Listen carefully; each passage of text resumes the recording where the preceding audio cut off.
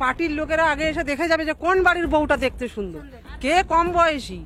এইবার তার ঘুমকি চলে আসবে, তোমার বাড়ির বউ তুমি ছেড়ে দাও। তুমি স্বামী হতে পারো, কিন্তু তোমার কোনো অধিকার নেই। মানে নিয়ে চলে যাবে রাতের পর রাত, একদিনের জন্য না।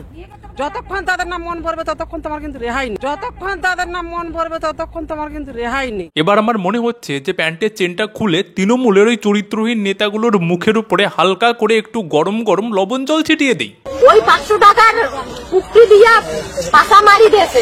যে রাজ্যের মুখ্যমন্ত্রী একজন মহিলা, যে রাজ্যের পুলিশ মন্ত্রী পর্যন্ত একজন মহিলা, সেই রাজ্যের মহিলাদেরই যদি এই অবস্থা হয়, তাহলে বাংলার মহিলারা একবার ভেবে দেখুন, এই রকম মুখ্যমন্ত্রী, এই রকম পুলিশ মন্ত্রী আসলে কি আপনাদের কোনো প্রয়োজন আছে?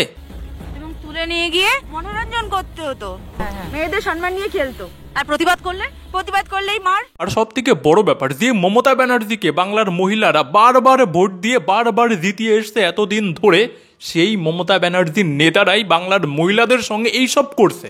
একবার ভেবে দেখেছেন যে মমতা ব্যানার্জির গুন্ডা বদমাইশ নেতাগুলো রাতের বেলা এসে বাড়ি থেকে সুন্দর দেখতে ভালো বউ বা ভালো মেয়েটাকে তুলে নিয়ে গিয়ে পার্টি অফিসে রাখে, আর তারপর পার্টি অফিসের সেই গুন্ডা বদমাইশগুলো সারা রাত ধরে ঘন্টার পর ঘন্টা তুলে আনা মেয়ে বা বউয়ের সঙ্গে। যতক্ষণ তাদের নাম মন ভরবে ততক্ষণ তোমার কিন্তু রেহাই নেই। তো যারা বারবার তৃণমূলকে ভোট দিয়ে জেতাচ্ছেন, তারা একবার বলুন তো, যে আপনাদের পরিবারের থেকে যদি আপনাদের পরিবারের কোনো মেয়েকে বা পরিবারের কোনো বউকে তুলে নিয়ে গিয়ে সারা রাত ধরে পার্টি অফিসে ঘন্টার পর ঘন্টা যদি ওইসব করা হয়, তাহলে আপনারা সহ্য করতে পারবেন? কিন্তু আপনাদের ভোটের কারণেই আজকে সন্দেশখালীর মায়েদের সেই জিনিসগুলো সহ্য করতে হয়েছে। একবার ভেবে দেখুন যে সন্দেশখালীর মা বোনেরা, তাদের পরিবারের লোকেরা এই জিনিসটাকে কিভাবে সহ্য করেছিল। দেখুন, যারা তৃণমূলকে ভোটটা দেন না, তারা একটি কথাটা কান খুলে শুনে নিন। দেখুন, ভারতবর্ষের মধ্যে না টোটাল 8টা কেন্দ্রশাসিত অঞ্চল রয়েছে এবং আরও 28টা রাজ্য রয়েছে। এই 28টা রাজ্যের মধ্যে থেকে না বিজেপি একাই 13টা না 14টা বা 15টা রাজ্য একাই বিজেপি ক্ষমতায় রয়েছে। কিন্তু আপনারা কখনো বিজেপির সেই সমস্ত রাজ্যগুলোর মধ্য থেকে কখনো এরকম কথা শুনেছেন বা এরকম ঘটনা কখনো শুনতে পেয়েছেন যে বিজেপির পার্টি অফিসে মহিলাদেরকে জোর করে তুলে নিয়ে যাওয়া হয়? শুধু বিজেপির কথা তো সেরেই দিন, চলুন বিজেপির কথা নয় সেরেই দেওয়া হলো, বিজেপির রাজ্যের কথাগুলো সেরেই দেওয়া হলো। আরও যে বাকি 13-14টা রাজ্য, এর মধ্যে কিছু রয়েছে কংগ্রেসের হাতে, কিছু অন্য অন্য লোকাল পার্টির হাতে রয়েছে, সেই সমস্ত রাজ্যের মানে কখনো এরকম খবর শুনেছেন যে সেই সমস্ত রাজ্য থেকে মহিলাদেরকে তুলে নিয়ে গিয়ে রাতে পার্টি অফিসে রেখে ওই সব করা হয়? আর মমতা ব্যানার্জি সামান্য একটা রাজ্যতে ক্ষমতায় রয়েছে, আর তাতেই তাদের নেতারা বাংলার এই অবস্থা করে ছেড়েছে।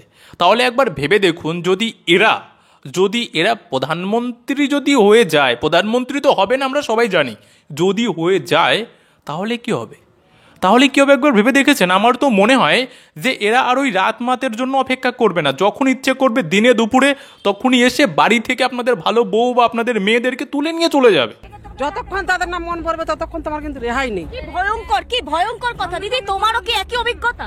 হ্যাঁ, আমারও একই অভিজ্ঞতা। রাত বিকালে আসতো, জোর জবরদস্তি করতো, মহিলাদের তুলে নিয়ে যেত, নিয়ে গিয়ে ওই রাখতো পার্টি অফিসে, তারপরে ভোরের বেলায় ছেড়ে দিত। এবার বুঝতে পারছেন যে সন্দেশখালীর মহিলারা কতটা জ্বালা যন্ত্রণা সহ্য করেই এইরকম রুদ্ররূপ ধারণ করেছে। এই জন্যই বাংলার মহিলাদেরকে বলছি যে আগামী 2-3 মাসের মধ্যে হয়তো আমাদের এই বাংলায় ভোট হলেও হতে পারে। যদি ভোট হয় তাহলে এই সুযোগ হাতছাড়া করবেন না, যত তাড়াতাড়ি পারেন এদেরকে বিদায় দিন। আর এত কিছু দেখার পরেও বাংলার যে সমস্ত মহিলারা বা দিদিরা তৃণমূল নেতাদের কথায় একদম মুগ্ধ হয়ে যান বা ম্যানুপুলেট হয়ে যান, বা আগামী দিনে যে সমস্ত মহিলারা বা দিদিরা সামান্য 1000-1200 টাকার জন্য তৃণমূলকেই ভোট দেবে, আমি তাদেরকে একটা ছোট্ট কথা বলতে চাই যে দেখবেন যে আল্লাহর দোয়ায় আপনাদেরও না তৃণমূলের পার্টি অফিসে গিয়ে ওইরকমভাবে রাত কাটানোর সুযোগ হয়ে যায়।